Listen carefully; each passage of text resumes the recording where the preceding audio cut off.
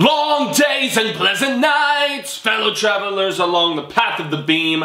I am known in this level of the tower as Jaime and Fuego. And if it please you, join me for a little palaver here on Hail to Stephen King. So very happy to see you joining me. We are in the midst of a busy week of weirdness where episodes are not airing at their designated days or times or anything like that because we are covering the International Horror and Sci-Fi Film Festival, which is a large part of the Phoenix Film Festival. It's my favorite time of year, personally, as far as just discovering new awesome cinema and stuff like that. So, yes, this episode is actually airing on a Wednesday instead of on a Tuesday. There's the Meg trailer, all this other silliness, but that does not mean that King stuff stands still, guys. So, as you see by this bookshelf beside me, if for whatever reason you were just stumbling upon this episode, Stephen King is my favorite author. I love the man to pieces, El Rey, as I call him. I've read all of his novels, all of his short stories, pretty much everything, even like The Plant and the weird, like side story stuff. And yeah, that's why I host this show, which is approaching 70 episodes now. So I'm very appreciative for anybody who is sitting here as a constant viewer with me right now. So, 1992, early 90s, King has already established himself, right, in the 70s especially, and the 80s most notably, as the premier name in horror. So, what's the guy decide to do in the early 90s but start scripting stuff directly to screen, right? So, in 1991, he did an original series for CBS, I believe it was, called The Golden Years, which you can look for a review of mine, a retro review coming very soon, because that's what this is, another retro review. Because in 1992, Stephen King did a little film called Sleepwalkers. Yeah, that's right, Sleepwalkers. Cause I'm sleepwalking. I think of the Modest Mouse song, but the Modest Mouse song actually took a bit from Sleepwalker or Sleepwalk, something like that. It's an old 50s kind of like, almost I don't know, it's like super throwback song, but it's one that is like haunting and kind of dreamy slow dance kind of thing at the prom. Very Back to the Future kind of vibe. And yeah, I've always loved that song. I love the Modest Mouse version of the song as well. And that song comes up a lot in this film, which is essentially about a mother and a son that have a very Oedipus Rex thing going on. We're talking Bangtown. It is really, really weird. And they're like cat vampires, is the best way that I can describe it. And yet they hate regular cats. Yeah, I hate cats too. I hate cats. I hate every kind of cat. Yeah, I'm allergic to their... it's actually not their fur, as I learned as the years have gone on. It's their saliva that it makes my eyes water and like I itch and stuff like that. So I'm a dog person. I hate cats. So first and foremost, I have that in common with this weird mother and son duo. But basically what they have to do is they're kind of on the run, going from town to town, forging documents like school attendance records and stuff like that, as they go and take virgins and suck their life force out of them. Yeah.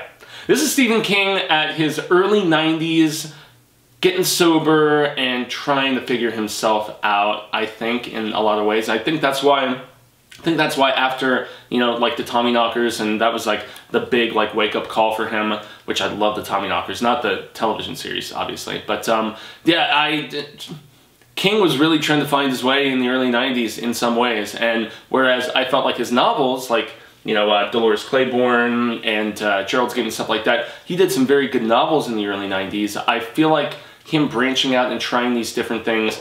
King he's very good when he's super concise, with like the short story form, and he's also very good with the slow build, lengthy novel. A 90-minute script though, I don't know. I feel like the concept of Sleepwalkers is awesome. Seriously, I love it. And in that aspect, I wanted more of just the, I guess, background and history of these particular characters and stuff like that, their species and, so on and so forth, but we don't get that, unfortunately. Essentially, we just get a Zach Morris, like, stud-looking dude who basically goes and tries to charm the super babe from Twin Peaks who serves at the diner, and yeah, that's about it. The mom actually reminds me very much of a older, super sexy radio DJ that I dated briefly. That's another story. But yeah, it's not a good movie.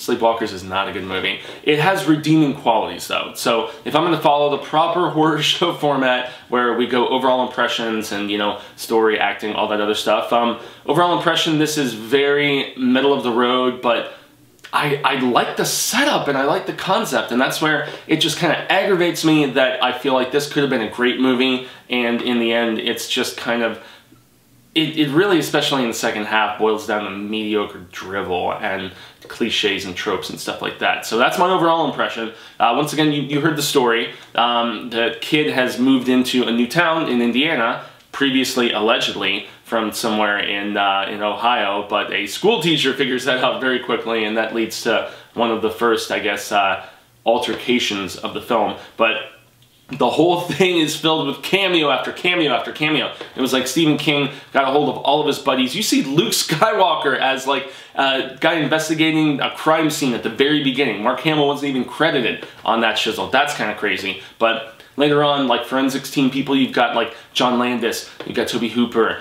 who else? Clyde Barker's in this. I mean, yeah, you've got some stacked names, which is kind of crazy if you ask me. You've also got a Ron Perlman cameo. Well, it's not so much a cameo. He gets into some fisticuffs, finger cuffs kind of craziness. Not those kind of finger cuffs, Kevin Smith fans, but yeah.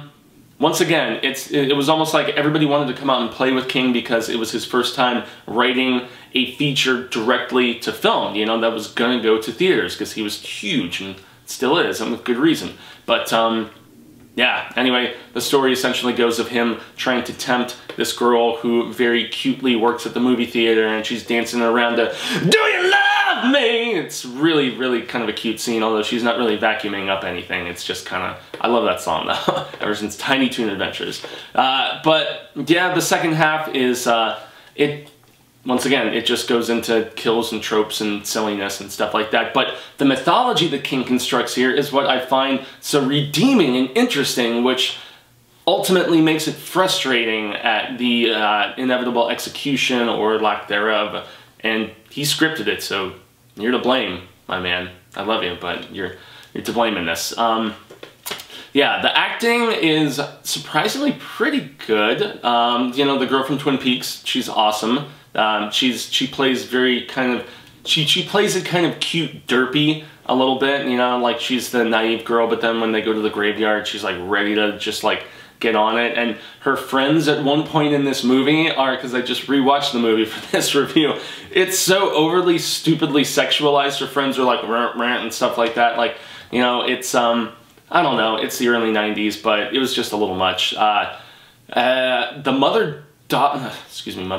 mother-son duo though, that's what weirded me out when I first saw this as a kid. This shizzle seriously weirded me out, man, and still continues to.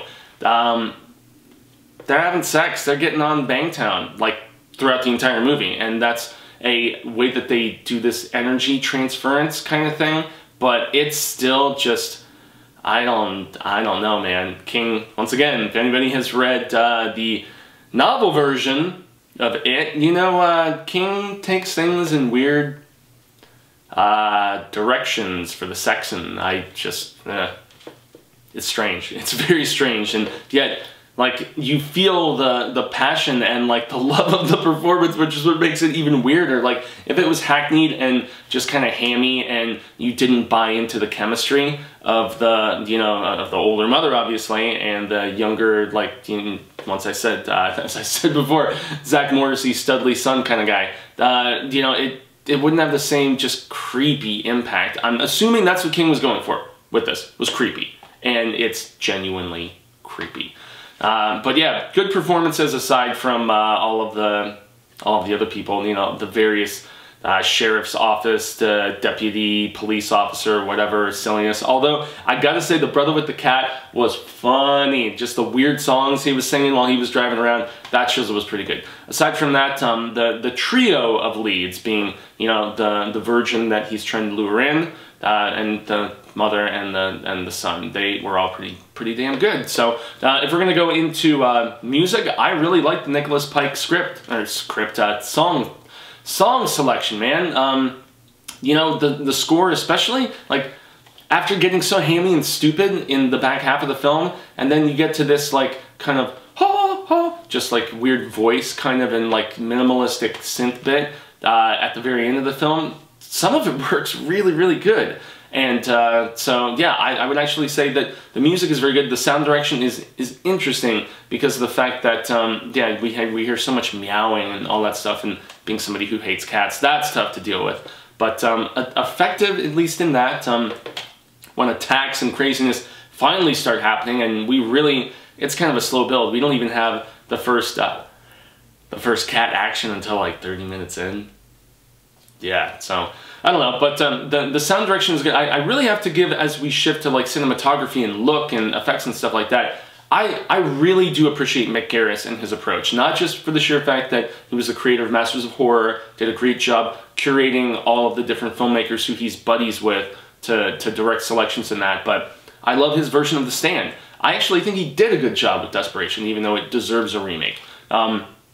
He's a King collaborator, he's a constant King collaborator, constant reader, constant collaborator, and with good reason, because I feel like he always brings a warmth to the material, provided King has good source material for him, and in this case, once again, the concept was good, but the execution script-wise, as far as things just getting super, super silly in the back half, and that's where I have to say, I mean, some of the dialogue is so hammy. Somebody gets killed with a corn cob.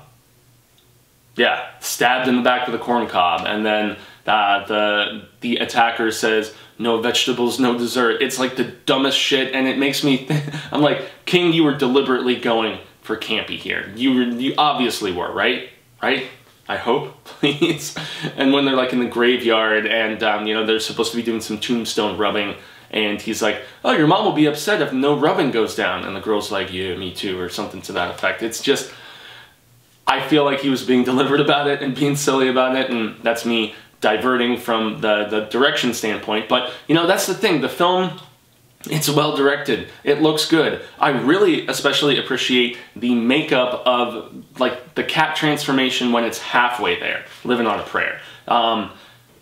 When they go full, when they go full gato, I don't know, bro. It's, that's where it looks kind of silly, and there's a few scenes where you notice in the mirror that if you see, like you take a picture, or if you see the reflection in the mirror, it's almost like the vampire thing where they don't show up in the mirror, there's no reflection. In this case, they, you see like the full-on cat transformation, so not the half transformation, which is pretty dope actually, but the full transformation with like tons of additional like makeup and prosthetic type stuff going on. And it's like, wait, where'd their clothes go? Stupid.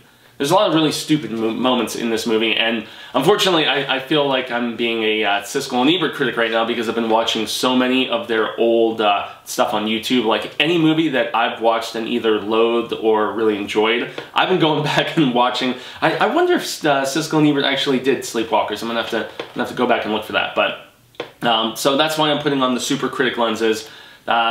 There's a lot of really dumb moments in this movie.